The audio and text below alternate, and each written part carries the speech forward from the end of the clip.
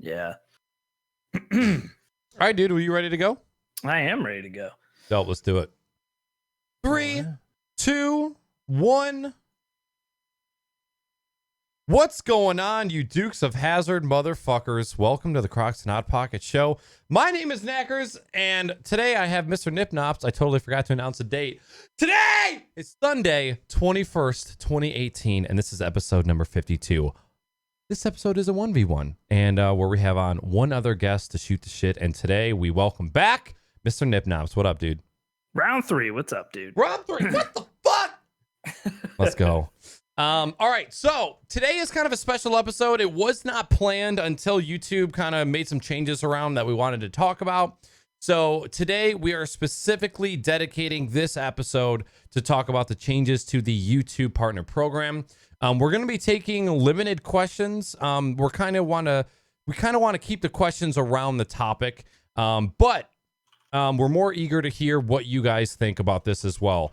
So if you want to give us your thoughts about what we're talking about, feel free to type !answer in chat, followed by what you want to share. And we're gonna read those a little bit later in the show and kind of talk about it.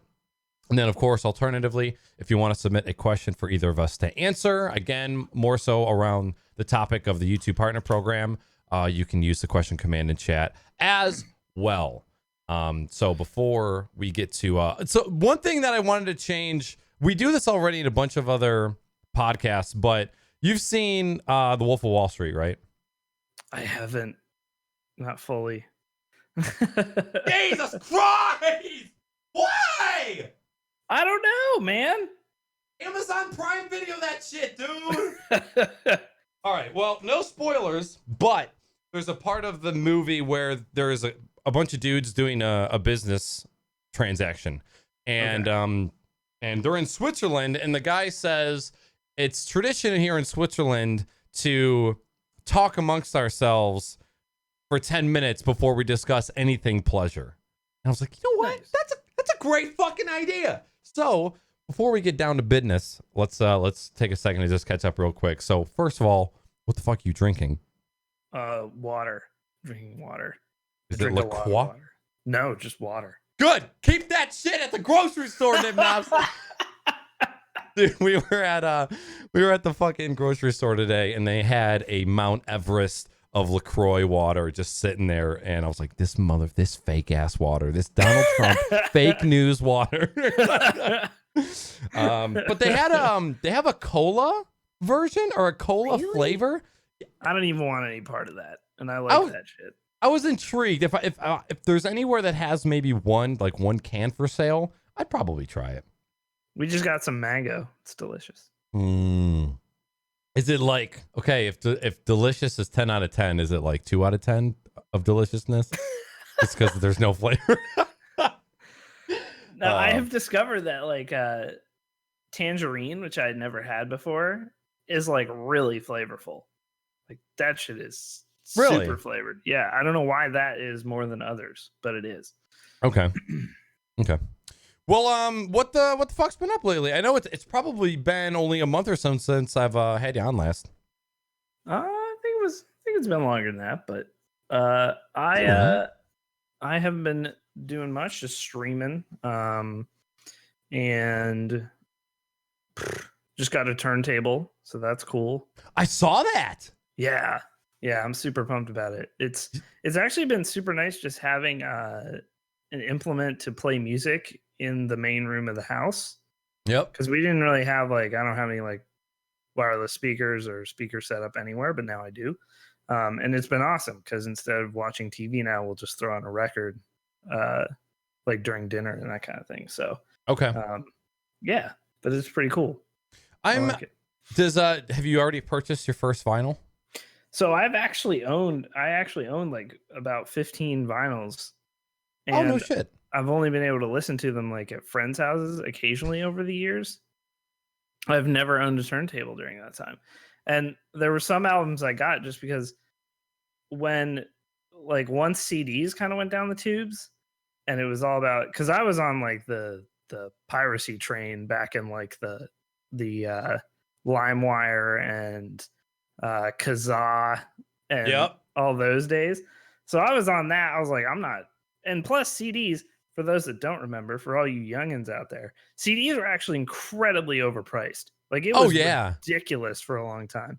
It would be one single new album, like not like a double album, like 10 songs or something, would be like $21 when it came out. And it was like, this is completely insane. So basically they drove themselves into it, for those of you that weren't alive or weren't old enough in the late 90s. Basically the music industry drove a lot of people to pirate because you just couldn't afford. Are you trying to say that my audience is compiled of all children? I don't know, man. I don't know. I'm 34, dude. Very astute of you, my friend. But like the only time you could get a fucking deal is if you wanted to buy like Now 7 for like $9.99. All right, I got 20 different artists on the same record. No shit. Yeah. So basically for a while there, if I wanted something bad enough in a physical form, because often vinyls would have like cool inserts in them and all kinds of stuff, I would get, if I liked an album enough, I would get it on vinyl. Okay. So like I had like Tool's Undertow on vinyl since like the early 2000s, but I barely have gotten to listen to it. And I had a bunch of my parents' old vinyls. So got it. Okay. I've never been into vinyl too much, but I was always intrigued by Coheed and Cambria's vinyl design because they always had this crazy outlandish shit. Yeah. And I always loved the way that not only the sleeves looked, but the records themselves always looked awesome. There's also something about it of like the fact that you have to, and actually you notice it in old records. Like I have, for instance, like I have Are You Experienced by Jimi Hendrix on vinyl. There's something about the way they constructed music back then to where songs that end the side of a record and then you have to go physically flip the thing over, where it makes sense for that to happen. Right. Like, which is cool, which is super cool, which you don't have anymore because people just put out singles now because you're just going to stream them or you're just going to, I have to say that's probably one of the things that I hate the most because you're like, oh, let me look up this artist that I just heard. Let me see what albums they have. There's an album for every single that they've ever put out. They're just, wonder which one of these is a full length. Yeah. Which one of these is a fucking EP? It's like, are you the fucking kidding? It's the same album graphic too for all of them. Yes, like because they'll be, and I'm so annoyed by it. Yeah. Oh god, that kills me. Yeah, I am. We were talking earlier, before the podcast started about Amazon Prime Video and stuff. I've been out of the pirate game for probably a year or two. And I'm just getting ready. Like I just transferred my music off of my server today because I'm going to be wiping. It's going to be like 20 terabytes worth of music, movies, and TV shows. It's just, there's no reason to spend all that time in order for it to be free. It's not worth it to me anymore. The curation is what got to me after a while. And then once I never latched on to Spotify really, which was kind of the first player in that game. But once Google had their Google Play Music up, I was like, oh, this is wonderful. Because it was like, I got into it in beta and it was $7 a month at that point. Yep. For unlimited music. And you could upload like 50,000 songs of your own stuff too. Yep. So I was just like, this is a no brainer. And so then I eventually, I think, God, maybe 2 or 3 years ago now, I did what you're about to do. And I just deleted all the music off my hard drive because there was no point to it. I still have my CDs somewhere in a lot. I don't think I even have any CDs anywhere. Like there's a few I want to rip. I still want to rip. So I have because I can't find them in any other place. So and about vinyl too, there's certain sounds and frequencies when something was recorded in studio on tape and then pressed into a record, there are things you hear on that record that you do not hear anywhere else. Yeah. Like on a CD, or if it was recorded digitally and pressed to a CD, there's just something about that old school authentic sound from vinyl records that is just pristine. Yeah, there's like a ritual to it. Like I was saying, like putting the record on, then, having to flip it over, like the ritual of it is actually really nice. And makes you kind of more into the music, I think. So that sounds super hipster, but that, and on the flip side, The absence of music in a social setting kind of forces people to talk, which is Right. like, that's kind of a ritual in itself. It's not just like right now, it's like, oh my God, that stream ended. I got to move over. I have to find another stream that's live. Yeah, you And just can't. like, it's like, you can't just sit and be alone with your thoughts, or else you just might have a mental breakdown. Right. Yeah. So I understand that too. It's like, there's just something about that people love. Yeah. So I understand it. All right, well, as far as like non-gaming and gaming stuff that you've been doing, as far as I actually just looked, I think the last time I had you on was November, end of November. Does not fucking feel like that at all. So what's been up? As far as non-gaming, I basically just told you what was up with that. But as far as gaming stuff, I just finished Resident Evil 7. Nice. If you guys haven't played that game out there, like, man, what a video game. They really came back strong with this. Like, after RE6 was kind of a disaster, and the fact that they rebooted the franchise with this, like, lots of good nods to the old games in it, but also a very different feel.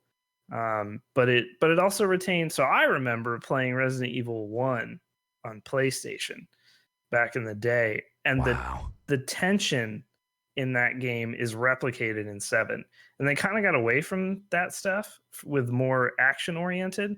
So like the way I would describe it is the old Resident Evils, there weren't that many bad guys.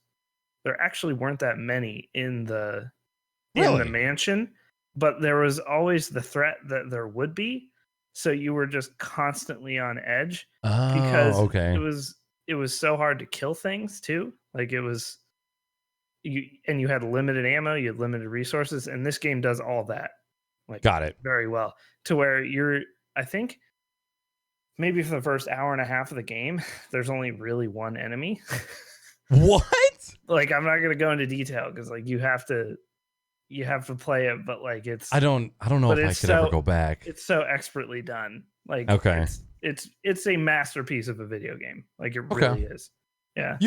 Since you've got YouTube roots, have you ever heard of a Let's Play channel called Two Best Friends?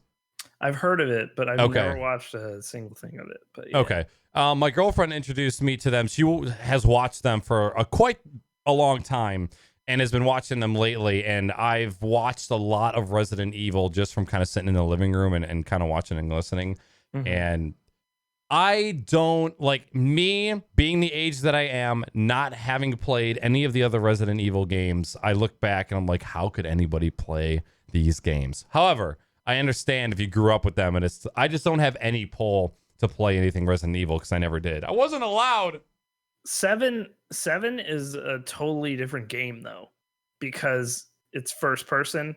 Yeah. All the other ones are third person, all of them. So it's totally different that way. And you aren't some huge ripped super soldier. You're just a guy in Resident Evil 7. Yeah.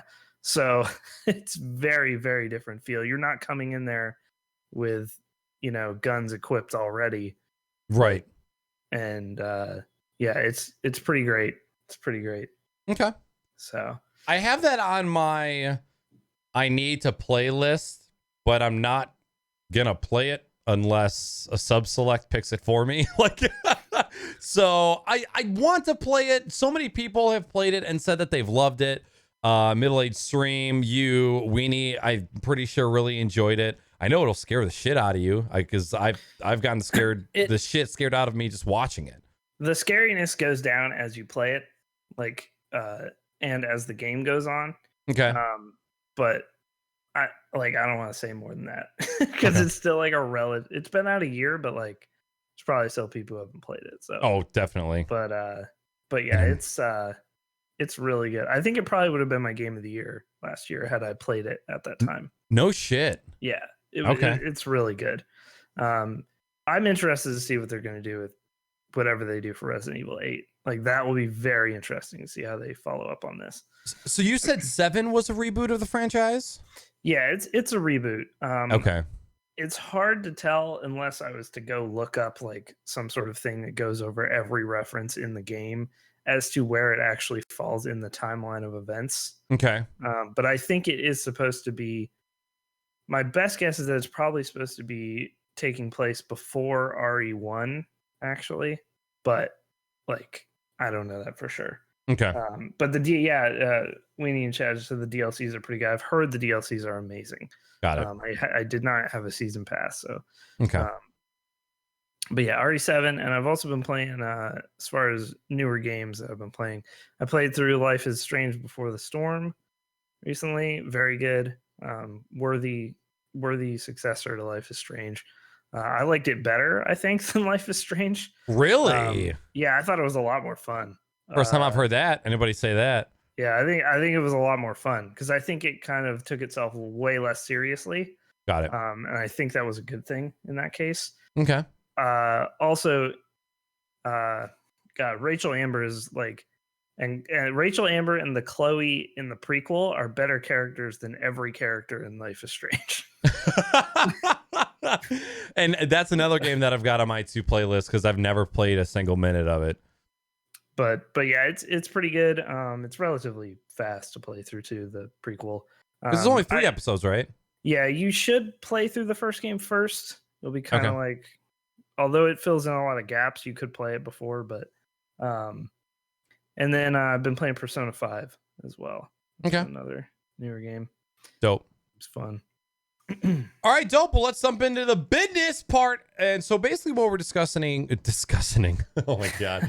Basically what we are discussing tonight is in the past week, YouTube has made some changes to their partnership program.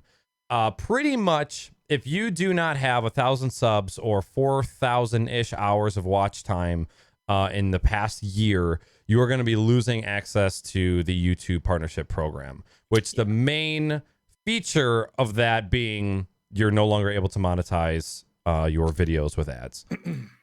I mean, I guess the thing I would say is that, yes, that is the main feature of it, but there's also a lot of side features that I don't think people realize exist. Okay. Would you like to? Yeah, I'm trying to pull up my, so let's go back first. Let's go back. Back in time. So back when I started YouTube, which was fucking 8 years ago now, in 2010, late 2010. So I guess a little over 7 years if you want to be specific. The only way to really make money on YouTube, especially with gaming content at that time, was to go through something like Machinima, or I guess there's like a lot more different networks now, but MCNs, managed content networks. That was the way to get monetized, and also to have sort of immunity from any copyright stuff from gaming companies, because they would have deals with these MCNs, and then you could post Call of Duty all day, like, and Activision wasn't going to do anything, because back then it was more the Wild West, but also game company, like you would not make money if you weren't partnered with one of these things, basically. Got it. And also getting YouTube partner, like straight up with YouTube, was way hard. So like the content networks were a way to get in.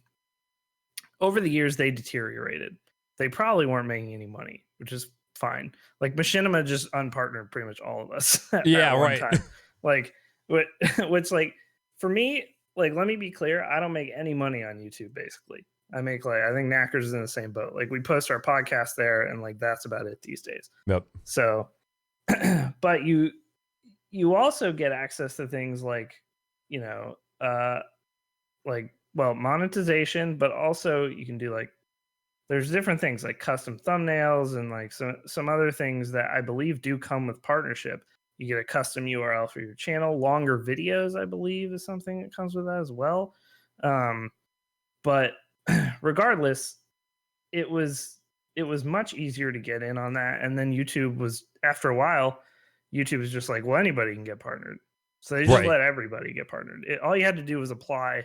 And basically, I think someone would do it once over your channel, or an algorithm would, and they'd be like, oh, well, this person isn't posting videos of, I don't know, like, they aren't just murdering people and posting the videos of it. We can partner them. Like, yeah, basically, right. It wasn't much of a barrier to entry. But then the good thing is anyone could start up a YouTube channel and start to make a little cash off it, you know? start to build a following, and then you could reinvest that into the channel. And in 2017, was it 2017 or 2016? They changed 16. that Yep. to you had to have 1,000 subs, I believe, to get partnered.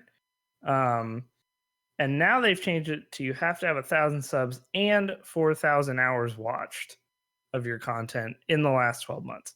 So I'm getting unpartnered because I basically just post my podcast. It gets 20, 30, 40 views, and that's it. So I had I think I did the math, and I had 2,000 hours or something like that. So they sent out an email to everybody basically saying, we're announcing changes, and you're under the new eligibility requirements announced today. Your YouTube channel is no longer eligible for monetization because it doesn't meet the new threshold of 4,000 hours watch time within the past 12 months and 1,000 subscribers. As a result, your channel will lose access to all monetization tools and features associated with the YouTube Partner Program on February 20th. Now, I really hope that doesn't mean I no longer have the ability to upload videos longer than 15 minutes. No. So I actually looked into this a little bit. Into this? Good. Yeah. Right. So things that you do not lose are the following: Creator Studio, custom URLs, custom thumbnails, end screens, live streaming, scheduled uploads, and YouTube analytics. Nice. Okay. So scheduled uploads was actually scheduled uploads. Scheduled uploads was it was actually locked behind partnership for a very long time. Okay. You could not schedule. You would just have to make it go. You would have to sit there. If you wanted your videos to go live at noon every day, you'd have to sit there at noon and make them live. Back in the day, walking uphill both ways. Yeah. Unless you were partnered. Right. I haven't seen anything anywhere about losing the longer video format. Because even if you have a brand new channel, you can upload videos as long as you want. I don't know the actual, but my channel had less than 50 subs when I started it, and I've been able to I mean, this is now, but I never remember there being a restriction. The only restriction to uploading longer than 15 minutes was verifying your email. As soon as you verified your email, you were able to upload longer than that. So I haven't seen anything regarding not being able to have longer format. So yeah, I stopped going hard in the YouTube game a long time ago, but I have 6,200 subscribers, and I will be unpartnered. And I think the most screwed up thing about this is the fact that they're not grandfathering people in. Right. That's messed up. Yeah. For instance, Twitch, on the flip side, I am a partner on Twitch, but I basically was a test channel for a while to see hey, can smaller communities make it? And the answer was yes, they can. And now voila, we have the affiliates program. But they didn't strip me of partnership when they made the affiliates program. You know what I mean? Right. They weren't But on the flip side, if you put as much time and effort into YouTube as you it's not like you put 50-50 into YouTube and Twitch, right? So if you put as much time into YouTube as you did Twitch, would you be losing partner? And I would guess that the answer is probably no. No, I probably wouldn't be, but it would probably be close as well. Because I upload hour-long plus videos. So if you want to go on the watch time thing, I upload hour-long plus videos every week. So I had half the watching requirement from that. The way I think about it is if I was uploading commentaries, if I was uploading once or twice a week even, and they were commentaries or something, and they were 5-10 minutes long or up to 15 minutes long, would I be hitting that number? I don't think so. Yeah. I don't think that I would be hitting double the watch time that I am currently. I don't know, man. Well, here's the other thing too. Your podcast is not mutual to YouTube. The thing is, if the podcast was only visible on YouTube, you might be able to get a little bit more view time. But I mean, I don't know how interactive you guys are with chat. Because I've always listened to your podcast after the fact. So I don't know if you guys do things before and after, but I would say that the interaction is probably a huge part of the show. At least here. So that would make a big. Yeah, I wish I had in front of me just analytics from when I was really uploading a lot, which was 2012. Yeah. And so then I could see like, um, you know, how much did people actually watch the channel in a year where I was actually uploading regularly. Mm-hmm. Um, because that would be interesting to see.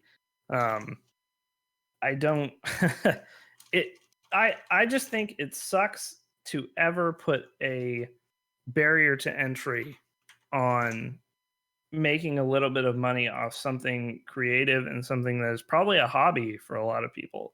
Right. Um, I don't know. I Okay. just I think it's a bad change, especially when you see what I tweeted right after was like, this is like the polar opposite of what Twitch is doing. Twitch comes out with the affiliate program in August or September, allows channels like yours to start making money on what they love doing, and allows people to support them if they want. Now, YouTube has taken away the ability to get that little bit of monetization in the beginning. Right. And even if money isn't your motivating factor, it's cool to see that even if it was $10, it's cool to be like, oh man, I made $10 from making videos and doing Right. what I enjoy. Yep. And now that's not going to be there. Well, I've got two thoughts about that. One, what you just said was actually, we were talking about Shannon earlier. I screenshotted a tweet from her. I'll post it in chat. She said this was her main tweet when this came out. And for those of you who don't know, Shannon, she is the wife of Sacriel, who's a very big Twitch streamer, and she used to actually work at Twitch as well. She said YouTube, known for never caring or listening to creators, just removed monetization from countless channels. Twitch, known for community focus and a slogan showing so much they care, they bleed purple, adding the affiliate program and countless channels to get monetized. So the first thing that's different between the two is Twitch added a way for your audience to support you. Mm-hmm. YouTube removed the ability for them to support you. They didn't take away the ability for your audience to support you in any way, because there's no way for them to do that monetarily unless you're live streaming and you're a partner. So Right. it's like I kind of feel like that's comparing apples to oranges, because yeah, Twitch did add the affiliate program, but was that really about helping the small guys, or was that getting a piece or cut of the bigger piece of the pie and enabling collecting way, like, how many fucking affiliates are there? And how much more money are they now making because of adding the sub button to them? So yes, probably a little bit about supporting the little guy, but how much of that was, hey, look at all this fucking money we could be making if we give everybody a sub button? Yeah, but on the flip side, YouTube, like I think the way they did this is the most infuriating thing. Because frankly, if you're under 4,000 hours watched and under 1,000 subs, you're not making more than a couple bucks a month from YouTube anyway. Right. You're just not. Right. So it isn't affecting your bottom line either. It's not even there to, you know, support your passion project, whatever that may be. I think it's the fact that they said we did this because of suggestions from creators just like you. What? what a way to phrase this. Yeah. And you don't even get guaranteed partner then. They'll reevaluate you if you hit those thresholds. And new channels will need to apply, and their application will be evaluated when they hit these standards. This is great. These changes will affect a significant number of channels. 99% of those affected were making less than $100 per year. So, great. Okay, fine. But that also says to me, then why cut them out? It's not costing you anything. Right. Like, but at the same time, is it? If it's all of that extra, like, hosting bandwidth and stuff? Dude, they are fucking... I mean, they're Google. They're Google. Like, yeah. I mean, I don't even know what to say if that's there. All right. I just figured something out as well. When my channel was actually really going in 2012, I had 3,293 hours watched. Okay. And I was putting out content 3 or 4 times a week. So that was just under. Yeah. And that's about grinding, and I wouldn't have made partner. Right. So, like, it's not And YouTube back then, it was a lot easier to do because there was less competition. What this says to me is that if I'm going to be super cynical about it, what this says to me is that large YouTube channels were not happy with the cut of the YouTube Red pie that they were receiving. And they said, if we can cut thousands of channels out of this pie, then we can make more money. That's what that says to me. Especially with we did this based on feedback from creators like you. But did you really though? I mean, so here's some counter analytics. So this is my other YouTube channel, Geekmatic TV, that I upload my tech tutorials to. I have a total of, I believe it is 5 videos on this channel. Oh God, please don't autoplay. Ha! Yeah, 1, 2, 3, 4, 5. So this channel has been around for 4 years. I have 5 videos on it. I have, let's see, 1, 2. 2 of the videos are half an hour. 2 of the videos, I'm sorry, and 3 of the videos are 10 minutes or less. In 2017, I had 3,000 hours of watch time just from those 5 videos. So what I say to that is, I think what also comes into play is what content you're creating, the target market that you are trying to apply this to, and the subject matter. So what kind of videos? Right. I think if anybody were to get into YouTube right now and try to start doing like DayZ Let's Plays, you're probably gonna have a really fucking hard time meeting that. But okay, so this is kind of diving into like other points and stuff, but I see a lot of people complaining about this change. And I am actually on the other side of the fence where I think this is a good change on a completely different subject than the creators and what it does to them. So what I'll say first is that I actually did a little bit of research on what people were saying about this. And one of the technical reasons as to why this is a good change is because the amount of channels that are controlled by bots that download and re-upload people's content and monetize off of it pretty much keep, it's like the small fish, 10 feet of dead fish, and then the big time people. So and this is the one of the guys that I was watching a video, Barnacules Nerdgasm. He's I think he's got like around 1 million subscribers on YouTube. But he's like, there are channels that are dedicated to ripping my videos, and they get more views than the videos that I upload on my own channel. So he's like, the addition, fucking crazy. It's insane. And this change will completely eliminate all of those channels because none of them will have an ability to make money anymore. And so all of the playlists, the search engine, the tags, those are going to be way less cluttered because your video is not being uploaded 5 times to other channels and getting the views before your channel does. So that's, I think, one of the biggest reasons. I agree. And I think that's a good thing. But also YouTube historically does a shitty job of like just patrolling its own website. And that's not going to change. No. With this. Like, it's just, it's going to help curb these bot channels and stuff. Like, I agree with him and you on that point. But they do such a poor job that I will upload a video that has, I'll upload like Video Game Therapy episode 50, right? If I change the title and put a an actual title on it. So I uploaded our episode 50 and the title was just CES News, the Consumer Electronics Show. News, just CES News.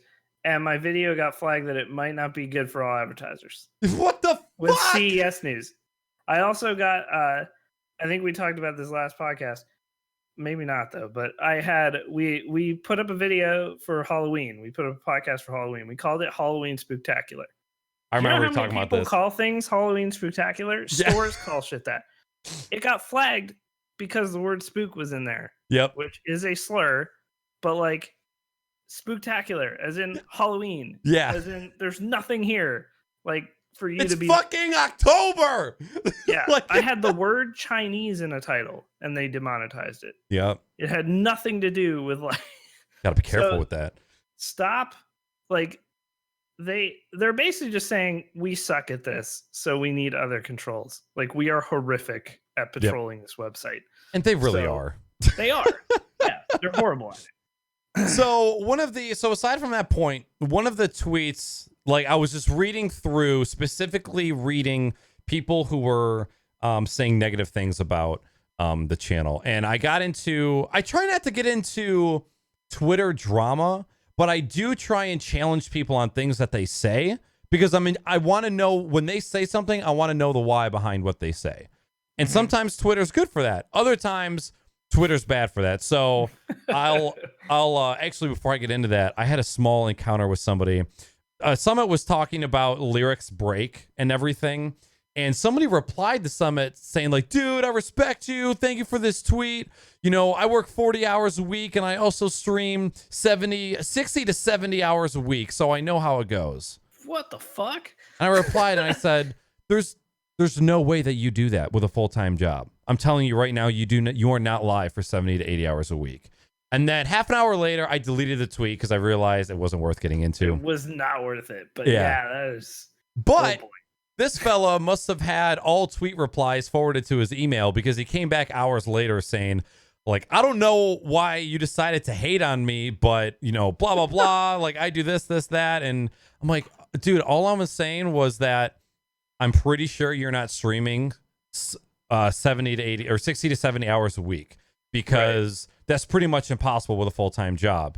And I said, and before I even replied to your tweet, I went to your channel, looked at your VODs, and averaged your VODs and the hours that you streamed, and you sat at like the 30 to 40 hour mark.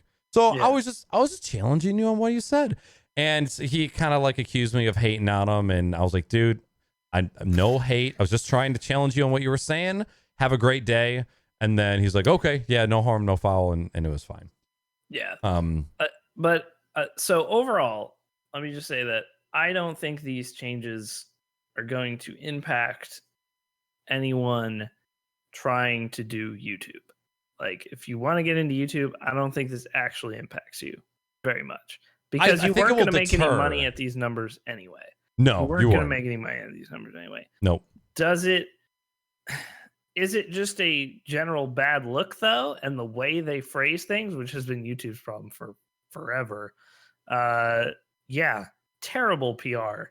And like I think if they had just said I think what would have cured all this is them saying we're grandfathering in everyone who's partnered right now. I think that would have, and we'll do a review. They could have at least said that. They do these manual reviews of the algorithms all the time. Unpartner the bot channels then. It's not fucking hard. It's clearly not hard, because you're doing it to everybody. So I think, but from what I read, the amount of bot channels and the amount of times they're re-uploading, it's like impossible to keep up with. That's just what I read.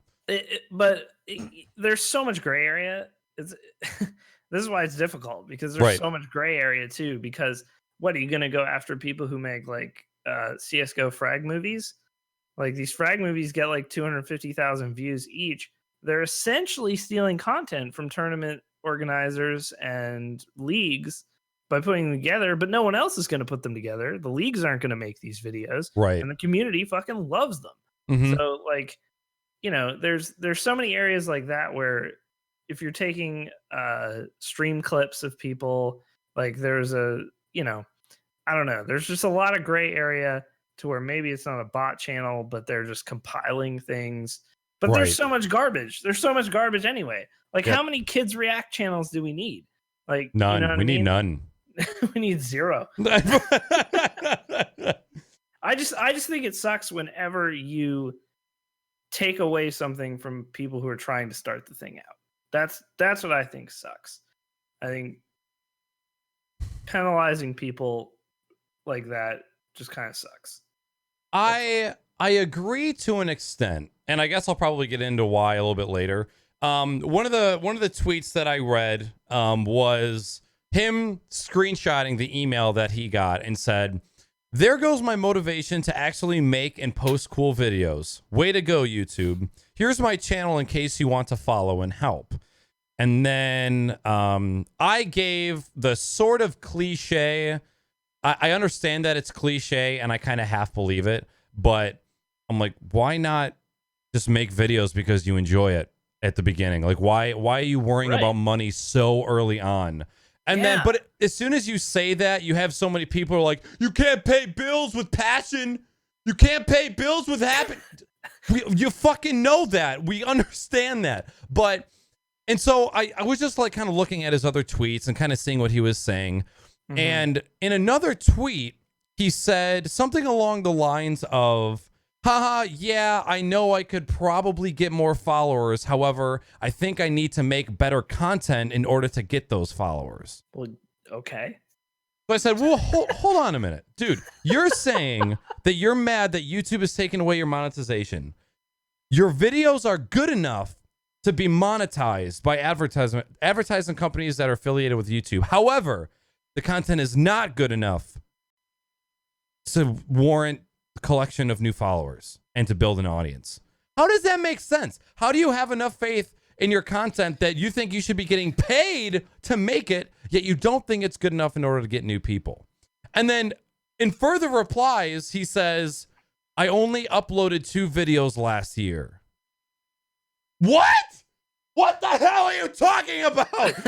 And so at that point, he just started, what was he saying? I am planning to focus more on YouTube videos this year. As a freelancer, every action I take needs to yield some reward or it's a waste of time. The new structure makes it even harder to start being rewarded. Making stuff because you're passionate is for hobbies. If you're a freelancer, then you're getting hired by people to do things. Your YouTube, just because you make YouTube videos does not make you a freelancer. This is 2 very different things, sir. Just because you make YouTube videos does not mean you should be getting paid for it at all.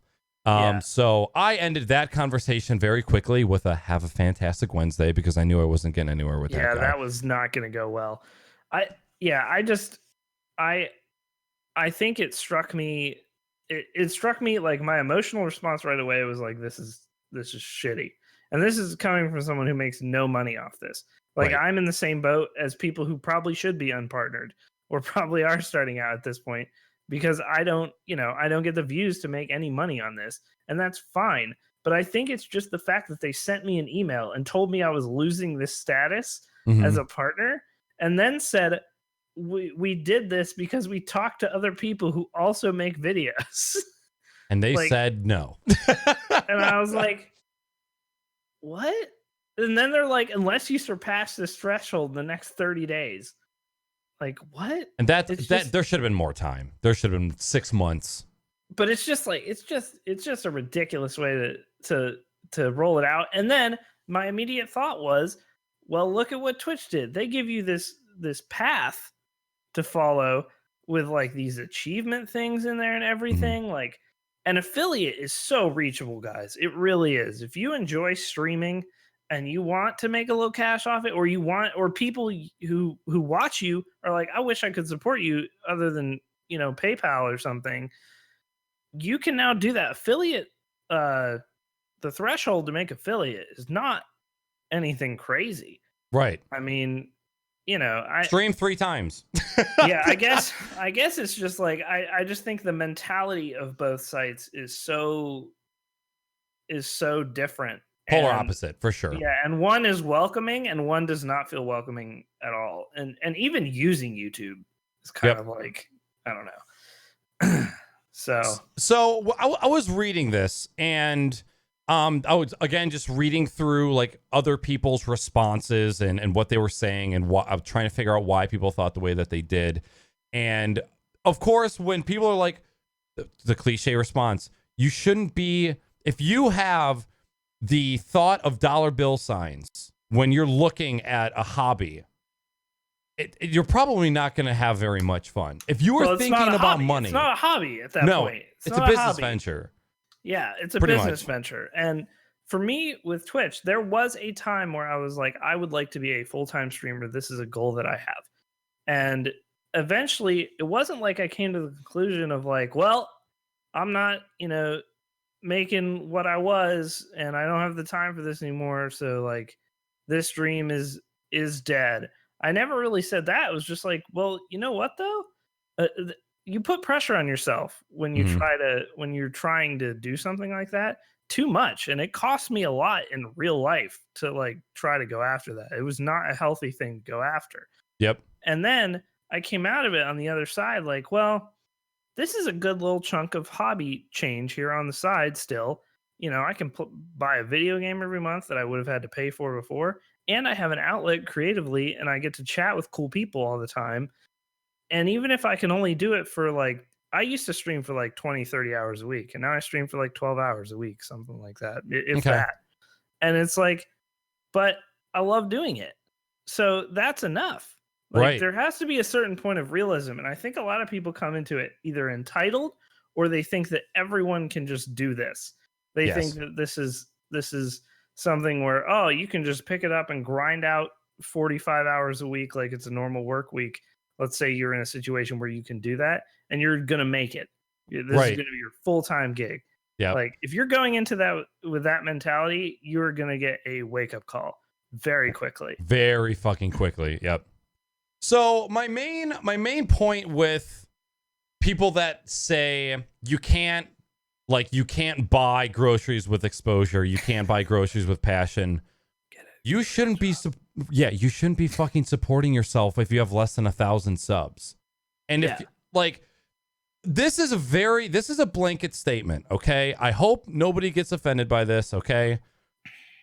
If you are new to the scene, new to the career, and you have less than 1,000 subs, you probably suck. There's a very good chance that you suck. And there's a lot more shit that you need to learn in order to get to a point where your video should be monetizable. Like, Mhm. very few of people who get into the video content creation are good at the start. So, like chat saying, like you were saying, the entitlement of, I should be able to not have a normal 9-to-5 day job. I should be able to do what I want because it's my passion and I should get paid for it and it should be easy. Mhm. No. If you want to break the mold, if you want to leave the normal 9-to-5 life that everybody has, you're going to have to be on top of your toes at all fucking times. You're going to have to evolve. You're going to have to be flexible.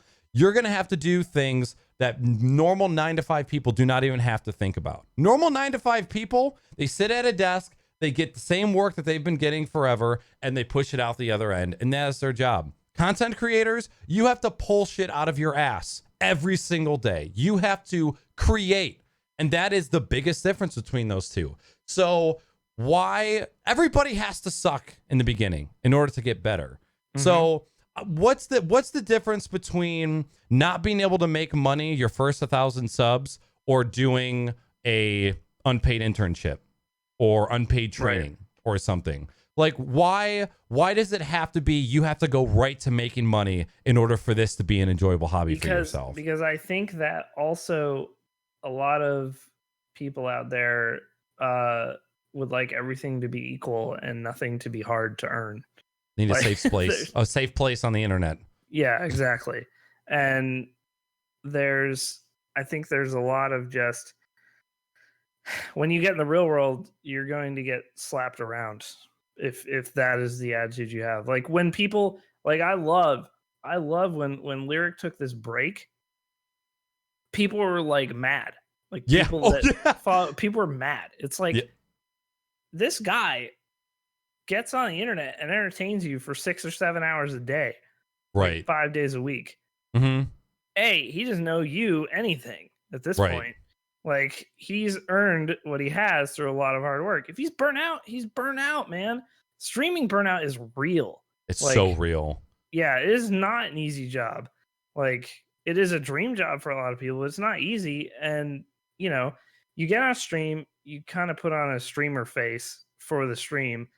And doing that for 40 hours a week, like a normal job, is hard and probably harder than a real job in a lot of ways because there's no breaks.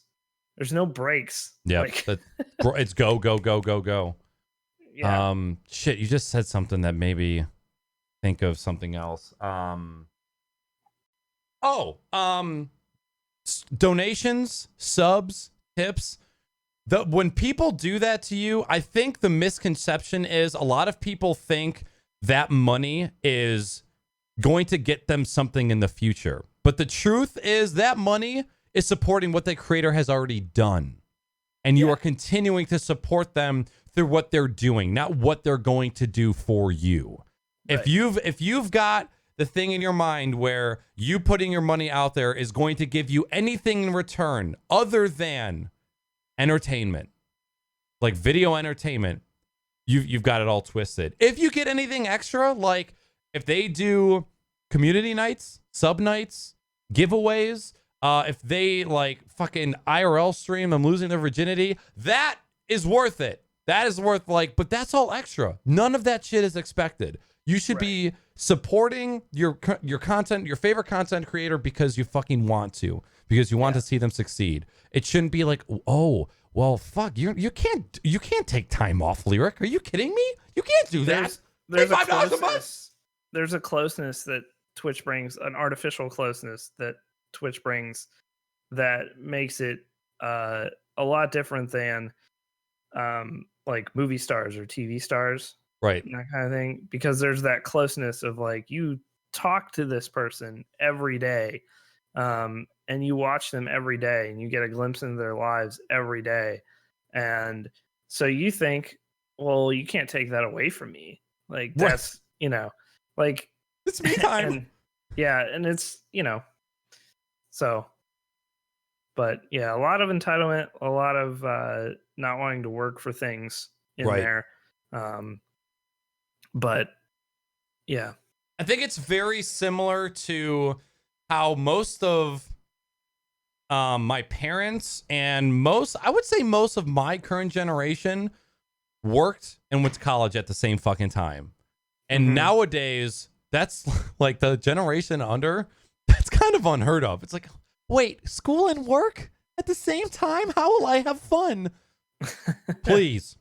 One of the last things I saw, one of the comments was, it was basically, this is why this shit shouldn't be talked about on Twitter, like in extent, because people just say snarky shit and then don't expect to get challenged on it. I miss the days of mechanics fixing my car just for fun and not for the money. And to that, I say, if you, again, if you are a content creator and you have less than 1,000 subs, there's a good chance that you suck. And there's a lot for you to learn. There's a lot for you to experience. It doesn't say that you'll always suck, but nobody who has sex for the first time is good. Nobody. Maybe a couple people. Same thing here. If you started a fucking car repair shop with 100 hours of experience, your business would go under within a year, because the amount of people that would Yelp your business and say, this motherfucker has no idea what he is doing, do not go back to him. And yet we've got these kids that think, I should put out the shittiest content I've ever done because you're new and you don't know what you're doing, and I should just get paid for it. Like that's not how it fucking works. You have to eat shit for a long time before you make a name for yourself, especially in this kind of career. My early videos got propped up by a friend of mine who was already pretty big on YouTube, but they were so bad. They were so bad, my early video. And my mic was just this garbage can of a mic. Like it was horrible. My early videos are unlistenable. They're terrible.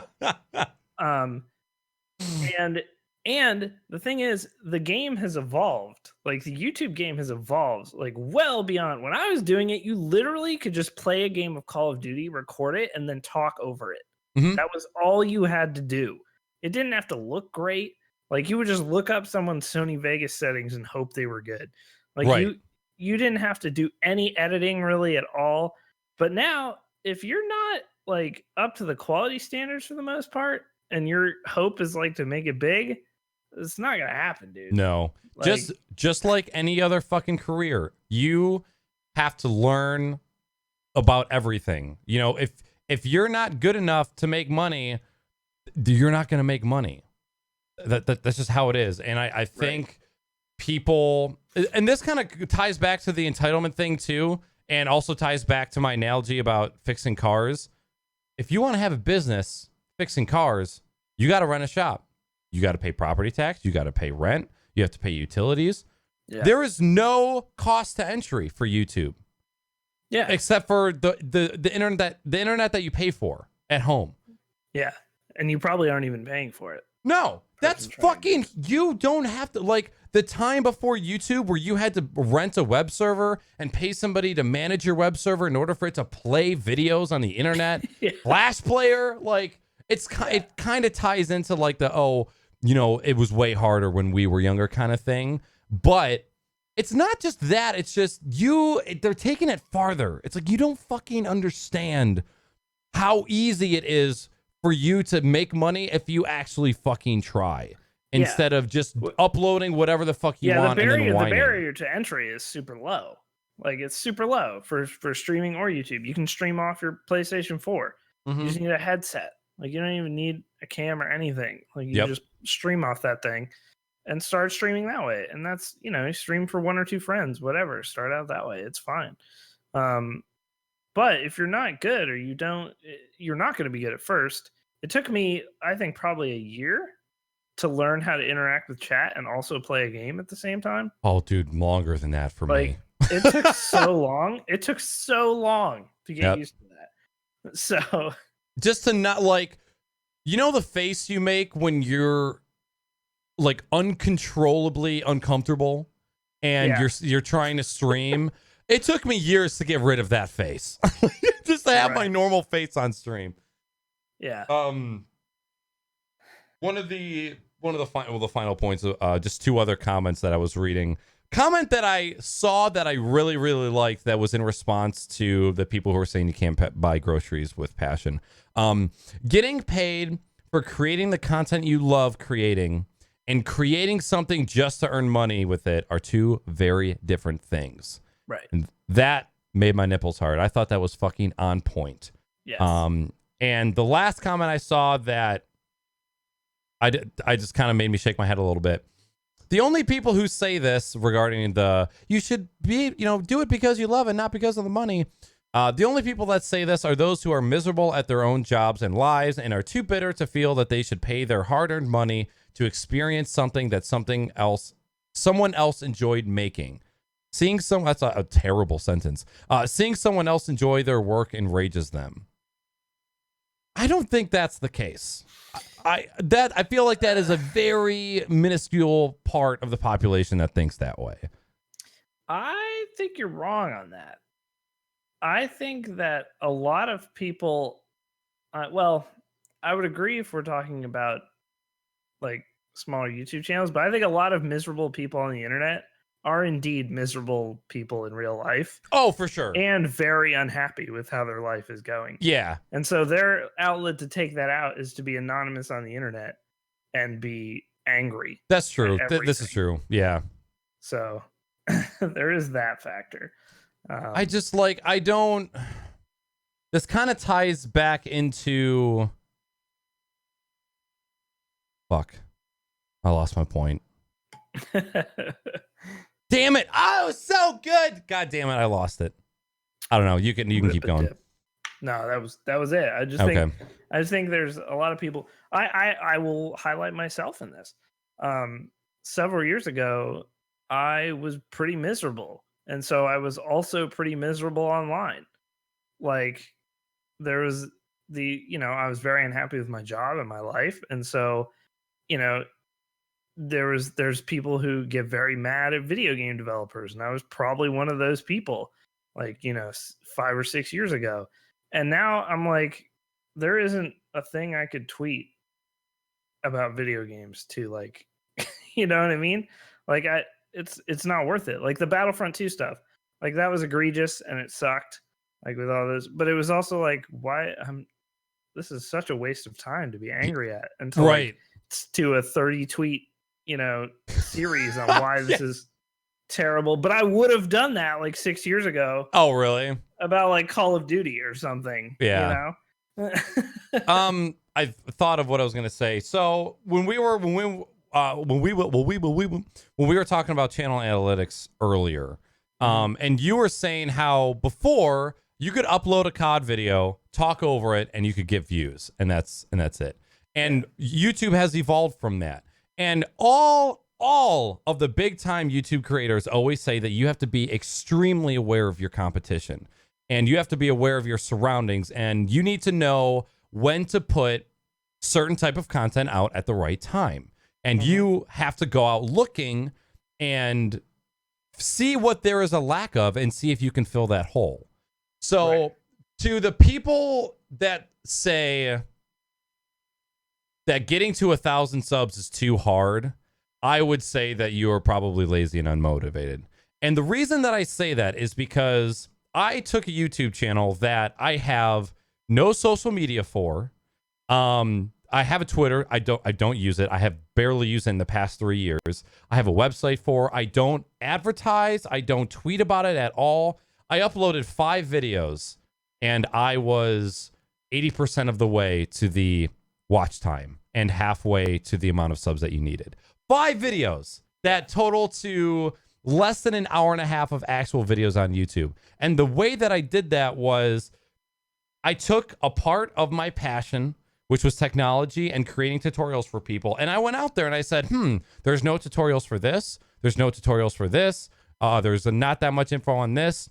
And I tackled those 5 projects over the course of 3 years and was able to get 80% of the way up to that. Yeah. So I think if you're trying to do it in the gaming and, in the gaming part of the internet, you're probably going to have a hard time. But it's so saturated. Right. It's so saturated. Like if you... Like my son always says, he's like, well, he actually doesn't too much anymore. But he was like, for a while there, it was like, I want to make Minecraft videos on YouTube because he loves playing Minecraft. And he was 8 years old at the time. And he's like, I want to. And so there's Minecraft YouTubers. That's all they do is make Minecraft videos. And I was like, do you know what goes into this? Like, these are highly edited. Like, I'm like, I am friends with a guy who edits videos for one of the biggest Minecraft YouTubers on the internet. He edits his videos for him because he doesn't have time because there's so much to do. So much shit. Yeah. So, and he's kind of gotten off that now, but it's like you can't just slap together gameplay and expect people to watch over it anymore. Yep. It doesn't work. And to clarify, I uploaded one video to that YouTube channel and got obviously all of the minutes watched were from the other videos that were uploaded. But if you find a good part of the web and you make content that is specific to that, and I think that's the main issue that people have, is they don't want to spend hours researching what is online and what is not, and what's in high demand and what's not. They just want to record 10 hours of fucking DayZ and upload it and think that people are going to watch it. You can't do that anymore. That there's no market for that unless you have an existing audience who already supports an existing audience or a very exceptional personality. Right, So, which like how many Markipliers are there? How many Jax films are there? You got to have a certain amount. And going back to what you were saying about the percentage, 99% of the people who were affected hadn't hit that $100 mark in order to cash out. However, if you do cancel your AdSense account, you do get paid out as long as it's more than $10. Yeah. So if you're in between 10 and $100, you can cancel it and you'll get your money. But yeah, I just think it all comes back to a lot of entitlement. But at the same time, it is unfortunate that people feel like they're getting features taken away from them when they're just now starting. I think it is unfortunate in that aspect. I just think their timing and their grace period and their communication of this was, in true YouTube fashion, terrible. 100% agree. And that's why I was upset initially about it. Because, like, again, I wasn't upset because I was losing any sort of monetary value. Like, no one at this level that they're cutting out is actually making any money. But, like, it was just the way it was conveyed and the way they're doing this. Just like, so why did I ever upload? Like, yeah, exactly. It's kind of like I've been a partner for 7 years. Like, and now you're just gonna, That's what I mean. It's like these bot channels have not been partners for 7 years. Like, so to me, it was a little bit of a slap in the face. It was just like, well, I guess, you've uploaded 500 videos, which my channel is 516 videos or something like that. Holy and shit. and I guess none of it gets monetized now. Right. Yeah. Like- and like that, the fact that you're not grandfathered in, or there isn't like an amount of video kind of threshold, I agree that that's actually kind of shitty too. They should have said, like, if you've been a partner for 4 years, you're still a partner. So Right. just something. Yeah. Something other than just like cutting everybody out cold turkey. Like, it was just, and it wasn't conveyed well. Like, again, I'll go back to that wording about from other creators like you. Like, get the fuck out of here. Please. Get the You're fuck not out of here, dude. Are you saying that you have some sort of connection and you communicate with the creators on your platform? Please. Yeah. So, by the way, sub boxes are still broken since like 2008. Yeah. So like, you can't even fix small problems on your site. No. Don't tell me you're talking to fucking creators. You really can't. Get out. What I would do if anybody is like an aspiring YouTube content creator, I would very highly recommend going to a YouTube channel called Barnacules Nerdgasm. He uploaded a 30-minute video about this exact topic. That's actually where I got a lot of this information. So Barnacules, if there's ever a chance that you see this, thank you. I love you. I just, if your dream is to upload videos to YouTube and live in a mansion, start redreaming, because you're going to have to explore way more than just getting a check from YouTube. You got to think about sponsorships. You got to think about, ad deals. You got to start thinking about other ways to monetize t-shirts, creating video games or, tutorial courses. There's just way more shit you have to do in order to make that dream a reality. Yeah. Well, do you have any final thoughts before we jump into questions and answers? If you really want to get started with content creating, I would start on Twitch these days. Yep. that's my main thing. Especially with them now kind of sprucing up the video upload section, even though it's still fucking garbage. It's a bit of a mess. But they made it worse. Yeah, they made it worse. But basically, I think that the fact that the path to affiliate exists, if you have the time to live stream, you also have the time. If you have the time to edit videos, you also have the time to live stream. Yep. Because if you're making content that you give a shit about, it's taking you a while to do that anyway. You can hit affiliate so easily that if you do want to get that feedback and have people be able to support you quickly, the affiliate program is the way to go. Yep. That's the way to go. And I have, again, mixed feelings about the affiliate program, even though I am very much reaping the benefits of it right now. I would say I'm way more on the fence of it being a positive thing than a negative thing. But I streamed and made videos on YouTube for 3 years before collecting any sort of revenue from either platform. I've actually never monetized videos on either of my YouTube channels before, just because I just didn't want to deal with it. I just want to upload it and not fucking worry about it. Well, now you'll upload it and it'll say it's not suitable for advertisers. Yeah, like, is there even a fucking point? So at this rate. So yeah, I would also tell you to maybe think about Twitch. I definitely think part of Shannon's tweet was on point, and where just the interaction and the barrier to entry with Twitch is now a little bit more appealing than it is for YouTube. And I think you will probably have a better time because I think Twitch is probably a little bit more welcoming, and it's just as saturated as YouTube. But I think if you were to look at both communities as a whole, Twitch is way more welcoming and heartwarming than YouTube's is. Yeah, I would agree with that. I would agree with that for sure. Alrighty, well, what we'll do first is we will tackle the questions that you guys have submitted. If you guys have any thoughts about anything that we've said, even if it's just a statement, you want to challenge something that we said, type !answer in chat, followed by what you want to say, and we'll read those off. So what we'll do first is tackle these questions that we got. Looks like we got a couple here. Oh, what do you know? Scopes with a fucking troll question. Scopes! First question from Scopes was, how will this change how how will this change of YouTube's partner agreements affect YouTube's partners' income? I mean, what a troll question. But I saw another one in chat and it somehow didn't get submitted. I don't know. well, I just think it's, again, super shitty that they basically said, "Yo, listen, our bigger channels, they want a bigger piece of this YouTube red joint, all right?" So, like, to me, that is the actual motivation behind this. Like, that is the actual reason. And that, I think I 100% agree with that's not what they're saying, but I agree with what you're saying, because I heard a couple people say that one of the reasons was they wanted to take all of the money that had been sitting in their "you might be paid" account. Like if they didn't make $100, they're like, we want to take that revenue and shift it over to the bigger YouTubers. Like they actually came out and said that. Yeah. So spot on there. No, it's that the people who are maintaining their partner, they're definitely going to see, they're going to see a rise in CPMs. They'll probably see a rise in views. It's funny though, because like they lost a lot of revenue because YouTube can't figure out their own ad shit. Yep. So like, you know, it's a snake eating itself. It really is. A snake eating its own snake oil and then eating itself.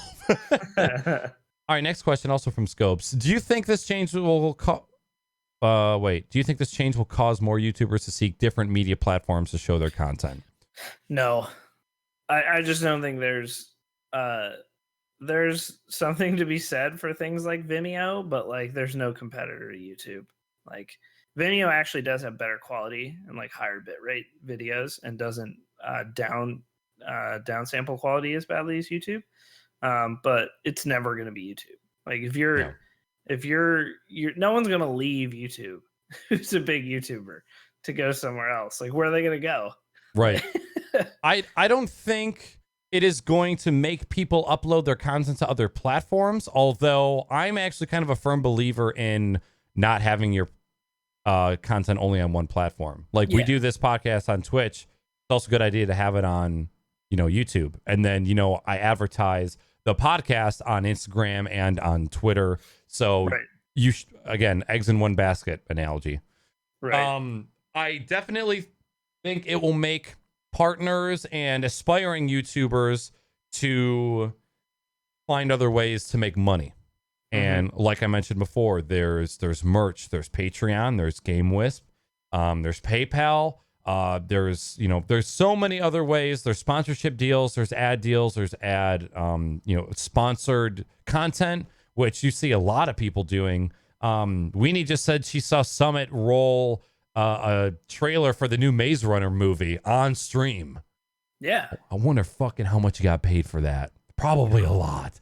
Lots. Yeah, like a fucking lot. Let me tell you guys, okay? Organizations that are not that big have been paid exorbitant amounts. Like, so I can't even fathom what Summit got paid to run a Maze Runner trailer compared to some of the deals I saw back in the day for like not that big. Right. Or CQA contracts. There and like stuff like that, although it might, if it's not a trailer that intrigues me, I might not really care. But somebody like a streamer just showing a movie trailer, that's different than him being paid to play a game he really doesn't like, but he has to act like he likes it. I was asked to do that a few times, and like back in the Cave Mod days, and back when I was streaming more, and I would never do it because I was just like, the stream is going to suck. Right. Like, why would I do this? The stream is going to be terrible. So I'm not going to play your game. There was a MOBA. I can't remember the fucking name of it. It's defunct now. Doesn't exist anymore. Oh, shit. Okay. But there was a MOBA that was paying a shitload of streamers to play it. This is like back 2013, 2014. It's paying like so many streamers to play this thing. And, they would pay you, I forget. It was a pretty good deal though. And I'm sure it was better for bigger channels, but I never did it. Like I got signed up with them and then never played it because I was just like, I'm not gonna. Right. It wasn't Heroes of New Earth. Whoever just said that. Heroes of New Earth has been around for a long while. I'll give an ad or a sponsored stream a try if the game interests me. But Right. I mean, and again, who knows? Years down the line, someone could say, "Hey, 50 G's to play this shitty game once." Fuck yeah, dude! Like money talks. But yeah, as of now, money like, does talk. yes, it does. We're not too cynical to not think that we would sell out. Okay, Yeah. but it all depends on like if I've gotten keys for games, and then I planned on doing like I'll just put ad like, hey, I got this key for free and I want to try that game out, and if you guys like it, cool. I'm not getting paid. It's not an affiliation thing, but I did get the key for free. Yeah. And there's a lot of that, like getting the key for free, and that's totally fine, I think. Because that's a crapshoot for the developer too. Because you got the key for free. For instance, I got Old Time Hockey in like 2015 or 2016. Got that key because I enjoy hockey games. It was finally a hockey game on PC. It was pretty garbage, and I said so on stream. Like it's a crapshoot for them though. Like because what if it is garbage? They don't know what you're going to say. They have zero control. When you get a key from like a media outlet, like they have zero control over what you're going to do with that. Like they don't know, when they give Total Biscuit a key, they don't know if he's going to just eviscerate their game or not. Yeah. Like they have no idea. Like Biscuit will tear your shit up. Yeah. So next question from Danny B. Wait, does live streaming on YouTube count towards view time? So this was actually the main thing I brought up. I was talking to my girlfriend about these changes, and I was like, this is the main thing I brought up because like anyone can live stream on YouTube now, and they have a subscriber type thing. Does this demonetize you if you've been streaming and had that I forget what it's called. It's not called subscribing on there. It's called something sponsoring. Else, but sponsoring. Yep. Do you just lose sponsor now? Like if you started out rose real quickly, but you don't have the 4,000 hours, are you just fucked? If you're a live streamer on YouTube? Yeah, I don't know. But from what I've heard, big question. From what I've heard, the cut that YouTube takes is pretty sizable, and most people don't rely on that for their main income either, just because of how shitty it is. They're still relying on donations and shit. All right. So I'm almost positive that Barnacules Nerdgasm outlined that question in his video, but I can't remember the answer to it. I am inclined to say that it does count towards your minutes watched, but I don't know for a fact, so don't quote me on that one. Mm-hmm. All right. Next question from Paul. Shit. I just organized it, and now I don't know which ones are which.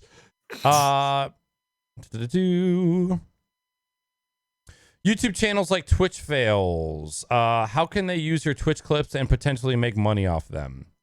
They actually are technically doing that illegally. Yeah.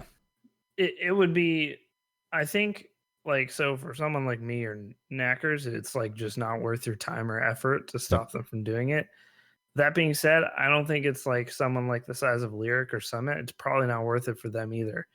Because you got to pay lawyers and all that shit. And like, how much revenue are you actually using for 10 seconds of you falling off your chair or whatever it is? Right. Like, probably not much. And also, your channel just got put on that, and that's free exposure.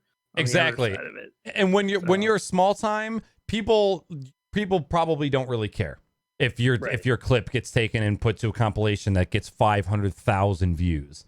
Yeah. But when you're bigger and you're maybe you have a story oriented stream that's like role play, and people are taking your clips and playing them on the order and kind of destroying your story.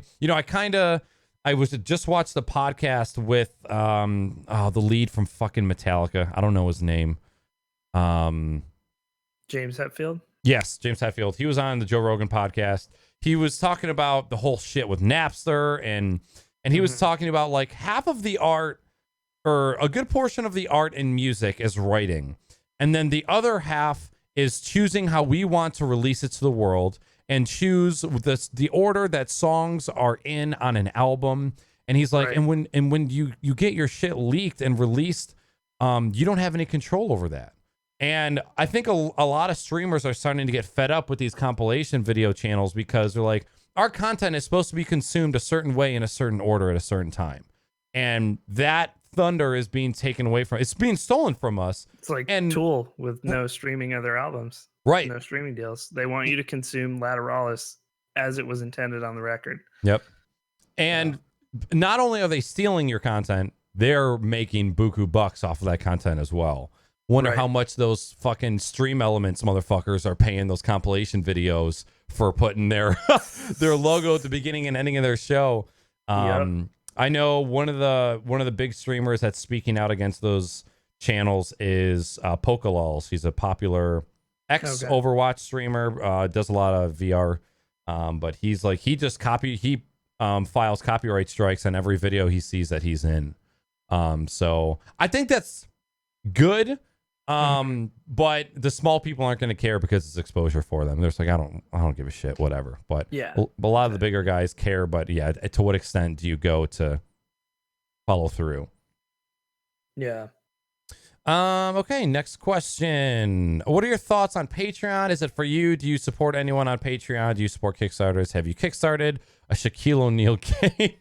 Fuck you, Paul. You did, didn't you? Yeah, I supported Shaq Fu. I got all the DLC whenever that thing comes out. I forgot about that. It's never going to come out. Every once in a while, I remember that I did it. Like, because it's been like 4 years. Yeah. So I'll just remember that I supported it. It hasn't come out yet, which is very worrying. That's the most worrying thing, is that it hasn't come out yet. God damn it, Shaq. But yeah, whenever that comes out, I'll be happy to play a Shaq-themed beat 'em up. Fuck yeah. Totally down with that. But I don't support any Patreons. I think that that's yet another avenue for people to make money. It's something I've considered doing a lot, but I literally don't have the time. Like, I don't have time to put a Patreon structure out there to give rewards to people. Like, I just don't have time to fulfill any of those rewards. That's the thing I think people don't realize before they set up a Patreon sometimes.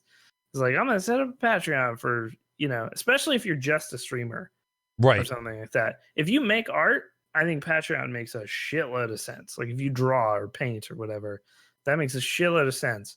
Or tits. Because if you have tits, you can get some fucking Mondo money. Patreon. But I think for a streamer, it's hard because no matter what you do, you can always do that with subscribers on Twitch. I mean, so there's going to be people who say, well, I don't want to support you here, but I want to support you there, and things like that. So I think it's hard. I think Patreon is a good thing overall. Yeah. I think it's been a good avenue. Their changes recently were very ill received, and they already reversed them. Yep. So as they should have, that was really shitty. But like things like NoClip. If you guys don't watch NoClip on YouTube, fucking go catch up, because the game documentaries on there are fucking amazing. That's like, that wouldn't be possible without Patreon. That's how they do it. Is through Patreon. Or Radio Lab. Yeah, Radio Lab, like fucking Cloth Map, which was started by Drew Scanlon, formerly of Giant Bomb, where he goes and just travels around the world and does like travel logs and stuff. Yep. That's all through Patreon. Colin Moriarty, formerly of Kind of Funny, he's doing his own thing right now. Colin's Last Stand, completely funded by Patreon, so that's fucking awesome too. I'm in the same boat as you.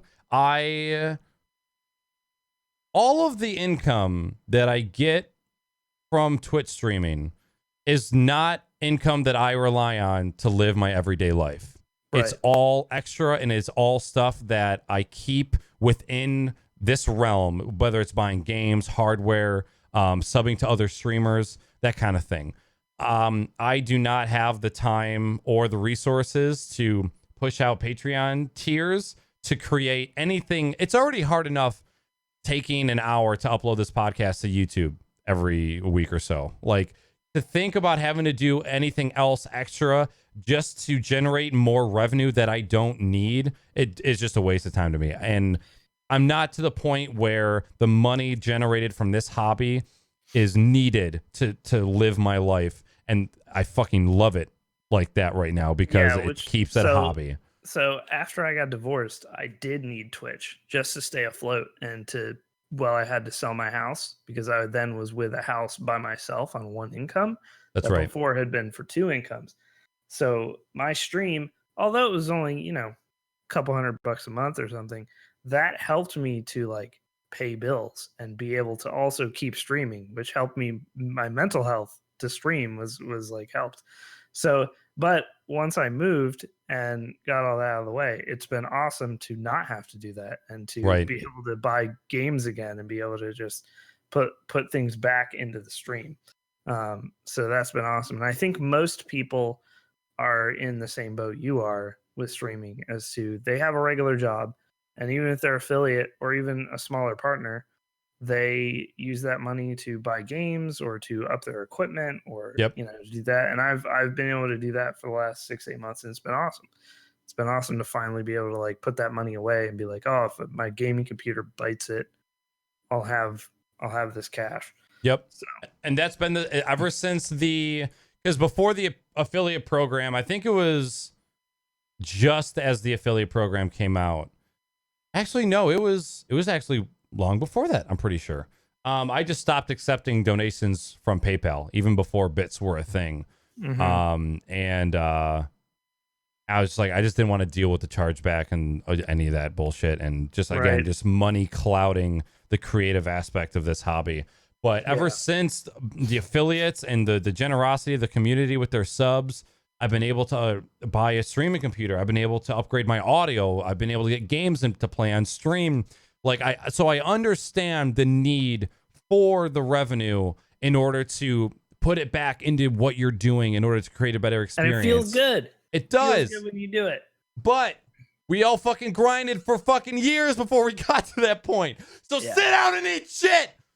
But so you just gotta that's what people see, other people making money, and they go, why can't I do that? I need to start doing that, and I need money right at the beginning so that I can continue. It's like, no, we all funded these ventures by ourselves for a long time before revenue came around and was able to help us out. So that's just the main thing to keep in mind. Yep. Last question for Middle Age Stream. Do you ever buy stuff for your setup, then realize you need to buy more stuff to make what you bought actually work correctly? I have done that when I got my mixer. I ended up having to buy like so many more cables that I hadn't bought because I was like, oh shit, this isn't meant to work with a PC at all. Yeah. I had forgotten there were different connectors and things like that. I think one big thing that I will say to people who are starting out streaming, or maybe you stream already, Elgato just came out with this 4K 60 joint, okay? This new capture card. I want one, but please realize if you get one of these, okay? Realize why you need one, first of all. A lot of people are just like, I'm going to get the latest shit. Like, I'm going to start streaming and get the latest shit. Realize that for the 4K 60 specifically, this is a big departure from previous pieces of equipment. It requires, not like minimum recommended, requires one of the last two generations of Intel processors or AMD processors, and requires an NVIDIA 1000 series or Radeon 500 series video card. Really? Yes, because the encoding does not happen on the card. It can just capture that stuff. So the encoding is done on your PC. So you need a pretty hefty rig. So my thing was like, oh, I'm just going to get this card. This was my thought process. It's $400. I'm going to, put a little donation goal up and put some money away from the stream for it. It's going to be great. We're going to get it. And then I looked it up, looked into the specs, and it was like, no, you got to have all this shit or it's not going to work up to spec at all. So I was like, oh shit, I need an entire new streaming PC to use. Right. Right. Whoops. Because my streaming PC is a 4770K. Still more than powerful enough for 720 and 1080p streaming. But like, just to be able to use this card, I need to go 3 gens higher. Right. Than I currently have. Jeez. So that's probably why I saw so many people having issues when they first bought it, because they just came out, people bought it, and they're like, okay, this shit is not working. If you're just using it as a regular capture card and you have like a 144 hertz monitor, it might work for you with an older setup, but I don't know that it will, because it doesn't have the onboard encoders like older cards did. Okay. Some of them anyway. But yeah, like I'm not even going to stream in 4K or anything. I Right. just want to be able to use my 1440p monitor as my main setup without having to like mirror and do all kinds of crazy shit. So, but yeah, the so only be reason, aware. yeah, it's because that's going to happen. Yeah. The only reason that the sole reason why I haven't upgraded to that card is that in order for that to work in my setup, my entire gaming monitor would have to be captured. And like, I like it having where it only captures the game. And if the game is not running, the screen is blank. And if you do a pass through, like how the card is supposed to be used, everything on your gaming monitor is captured. Correct. Notifications. That's what I do. Yeah. And see, I don't like that at all. I do not like that at all. All it Yeah, I takes have a is one live gamer person. I have a live gamer HD. That's Okay. but shout outs to AverMedia. This thing has been running for thousands of hours now for 4 years, and it's still fine. So they made a good piece of equipment. But yeah, it's I much prefer the capture card setup. I see. I have a capture card, but I just route it a different way so that only my game is captured unless I switch on desktop capture, and I much prefer it that way. It just makes the setup a little bit more complicated. I just capture the monitor. Okay. I mean, even it was fucking twice actually in the past month or two. First time I accidentally had Steam up on screen while I was purchasing, and it showed my full name and address. I have to be obviously conscious of all that. And I don't want to be. I just want to stream. Yeah, I did my CS:GO pick'em and had to like buy the stickers for it, and like I was like having to switch back and forth because I was like having to buy stuff, and then my full address and phone number and everything would be up. So I remember this was probably like 3 years ago. Was pretty intoxicated. Is actually one of the reasons why I do not get to that level of intoxicated on stream ever again. I showed my my PayPal two-step verification code on fucking stream.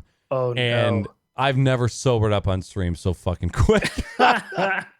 And then like Amazon made some changes to their homepage to where it shows your full name and zip code if you're logged in on Amazon. So it's like, who knows what site I would go to. I love being a generic dude, like name wise. Because it matters so much less. My name is so common. Son of a bitch. All right. Well, that is it for the questions. We had 2 statements that I think are very worth reading. First one from Bitscope says, Jesus is the only real answer. And Hazard said, chicken parmesan. This is the answer to the questions everyone should be asking. All right. Well, that's pretty much all we got. You got any final thoughts before we get out of here? Nah, man, I'm good. Thank you for having me on again. It's always awesome. You're very welcome. I appreciate you taking the time out of your day to come in and discuss some of this shit. Chat, I just want you guys to know that I hope that this does not discourage you from what you want to do. Just realize that getting into this, it is a shit ton of work. And if you are able to put your tears aside and really just fucking buck up and put in the work and do your research and be open to, evolution and flexibility, you'll do all right. 1,000 subs is not hard. If you actually fucking try, you can get to that pretty easily. Don't get discouraged. I know it's a slap in the face and it sucks, but getting a check from YouTube is not the only way to get paid on YouTube. And that's how pretty much I'll end that. Yep. All right, dope. Well, that is going to be it for this episode of Crocs and Hot Pockets. Dan, do you want to give a quick social media shout out for yourself and what you got coming up stream wise? Yeah, you can follow me at NipNops TV on Twitter. That's a really good way. You can also join my Discord. The link's on my Twitter page. I stream over at twitch.tv/NipNops. It's in the chat right there for you. And I stream 3-4 nights a week, depending if my kids are over. So Monster Hunter World coming up on the channel this week. Releases Friday. Excited to get into that. And I do subscriber nights every Thursday. Cool. So. All right, well, guys, if you guys want to find Dan on the internet, you know where the fuck to find him. That is going to be it for this week. I will see you guys next week for the Crocs and Hot Pockets episode 80. Oh, wow. 80. Oh, my God. 53, which officially makes it the longest podcast I've ever done. Woo! Fucking nice, dude. Been trying for so long. And yeah, so I'll see you guys next week for the free for all with all the homies. And hope you guys have a good night. See you later. Bye, everybody.